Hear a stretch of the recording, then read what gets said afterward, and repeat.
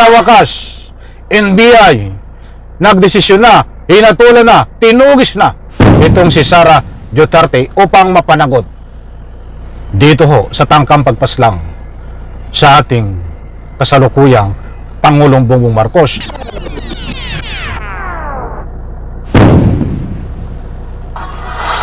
Alright, welcome back to my YouTube channel. I'm Andy's Vlog. Ito, breaking news. Sara Duterte ipapakulong na ni Pangulong Bongbong Marcos tungkol dito sa tangkang pagpaslang sa ating kasalukuyang Pangulong Bongbong Marcos. Tinugis na ng NBI Sara Duterte, hindi na ho pinalampas, mga kaibigan. Kung magugunita nyo po, mga mahal, kung taga-subaybay, taong 2024 ay nagwala itong si Sara Duterte at ang tangkang pagpaslang sa kasalukuyang Pangulo Bongbong Marcos at mayroon pang ibang nabanggit na pangalan ay hinatulan ho ng NBI itong si Sara Duterte at tinugis, mga kaibigan. Sa puntong ito ay nagkaroon na ho ng desisyon, mga kaibigan. Ito ho, wag na nating patagalin at ibabahagi ko po sa inyo. Alam kong marami ang nag-aabang nito, mga mahal kong taga-subaybay. Kaya't pagkakataon, ito na po, mainit-init pa, latest update tungkol dito kay Sara Duterte. Ito po. If you remember na by January malalaman yun na resulta, pero medyo natagalan kami dahil na tinitimbang namin mabuti, no? Yung aming investigation team na kinumpus ko, 5 abogado plus ako, tinimbang namin ng lahat. So finally, iisa ang naging findings namin, decision namin na mag-file ng case against the Vice President.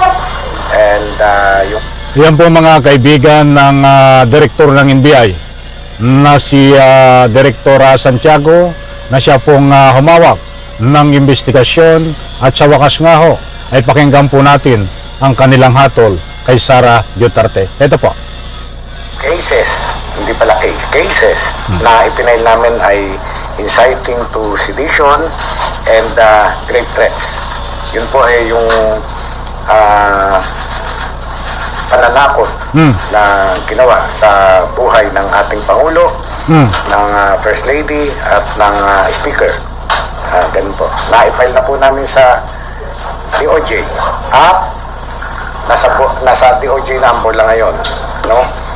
I-determine nila kung magkukonduct sila ng preliminary investigation at later i-file ang case sa court.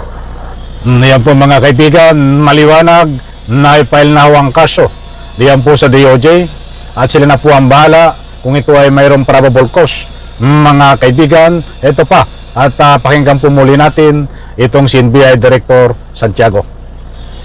No? Titimbangin ng DOJ kung yung bang aming mga inilatag na ebidensya, yung aming investigation ay sufficient para mag-conduct sila ng preliminary investigation. Sir, kailan po nag-file ng recommendation ng NBI sa DOJ? Actually, kanina lang.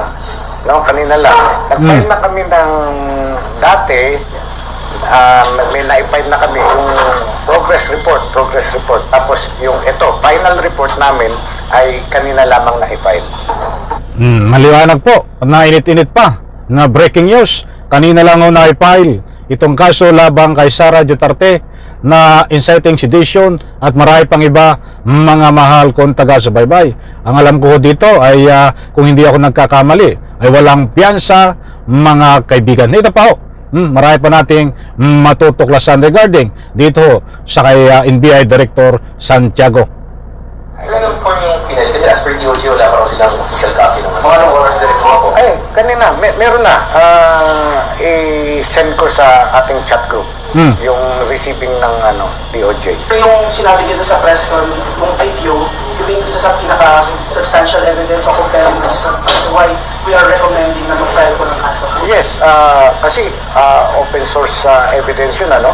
There was really a Zoom meeting kung saan niya isinabi yung mga threatening remarks niya. Yun ang aming ano, at because of bakit inciting to sedition? Because of the threatening remarks, ay alam nyo, nagkaroon ng patawag ng meeting. Maraming nadamayo dito mga kaibigan, di ba? Imbis na itong si Sara Duterte, ang ika nga po ay mag-maintain ng katahimikan, kapayapaan ng Republika ng Pilipinas, ay siya pa ho ang nanggugulo dito po sa ating bansang Republika ng Pilipinas. Datapuat, hindi naman po lingid sa inyong kalaman na itong kanyang pagwawala na pagbanta sa pagpaslang sa ating kasalukuyang Pangulong Bongbong Marcos, ay ito na ho ang pinapaliwanag ni NBI Director Santiago na naipile na po ang kaso ngayong araw na ito diyan ho sa DOJ. Ito pa ho. Nagpulong-pulong doon sa EDSA na ano, yung katahimikan natin ay medyo na bulabog, no? Kaya ayun ang napagkaisahan namin ng mga abogado na nagkaisa-isa na nag-study ng kaso. Ayan po mga kaibigan, maliwanag ho. Yan po ang NBI Director na nanguna ho na mahala sa investigasyon dito po kay Sara Duterte, na ilang buwan din po ang nakaraan na inaabangan ho ng taong bayan kung ano na ang nangyari ho dito. At yan po ang latest update, mga mahal kung taga-subaybay. Nako, kung magugunita nyo kahapon lang, ay mainit na usapin sa social media, malalaking stream media, na nag-press conference itong si Sara Duterte. Ang sabi nga niya ay hindi raw siya nagbabanta dito sa ating kasalukuyang Pangulong Bongbong Marcos, at tayo lang daw ang may sabi noon, ikaw lang daw ang may sabi noon, ako lang ang may sabi noon, taong bayan lang ang may sabi noon. Pepera ang kanyang tagasunod na ang sinasabi nga ay nagbanta siya sa ating Pangulong Bongbong Marcos na papaslangin. Ang gusto niyang ipunto, wala siyang sinasabing ganon. Sino ba nagsisinungaling? Di ba? On the record, napanood ng buong mundo, live niyang sinasabi ang pagbabanta sa pagpaslang sa ating kasalukuyang Pangulong Bongbong Marcos. Subalit siya ay tudutanggi. Ay ginagawa pa tayong sinungaling, di ba? Mga mahal kong taga-subaybay. Kaya't ngayon ho, ay nagdesisyon ng NBI, hinatulan na ng NBI itong si Sara Duterte at tinugis na nga upang mapanagot dito ho sa tangkang pagpaslang sa ating kasalukuyang Pangulong Bongbong Marcos. Yan po ang maliwanag dito. Any reaction? Naniniwala po ba kayo na si Sara Duterte ay hindi nagbanta sa ating kasalukuyang Pangulong Bongbong Marcos na paslangin ayon po sa kanya? Yun daw po ay tayo lang ang nagsasabi.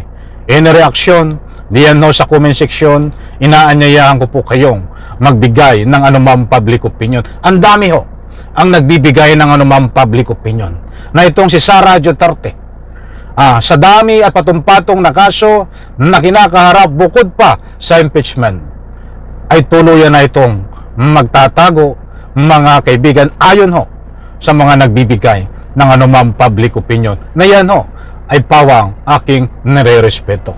Ay baka ho tayo magising itong si Sara Duterte ay hindi na umahagilap, hindi na matagpuan, at baka nandun na ho sa bansang kanyang mahal na bansang China, mga mahal kung taga-subaybay. Kaya muli kong inuulit, mga kaibigan, sa wakas NBI nagdesisyon na, hinatulan na, tinugis na itong si Sara Duterte upang mapanagot dito ho sa tangkang pagpaslang sa ating kasalukuyang Pangulong Bongbong Marcos na pagbanta na kasama pa sa mga nabanggit ng mga pangalan. Muli po maraming salamat, pagpalain po tayo lahat. Sabay-sabay po nating i-like ang video na ito. Diyan po sa comment section, inaanyayahan ko po kayo magbigay ng anumang public opinion. Huwag pong kalimutan, isang like ko sa video na ito, bawat upload. Ibirip mo, napaka-importanting malaga, baka pwede naman isang like lagi sa mga video ko. Muli po maraming salamat, bye-bye, palapakan.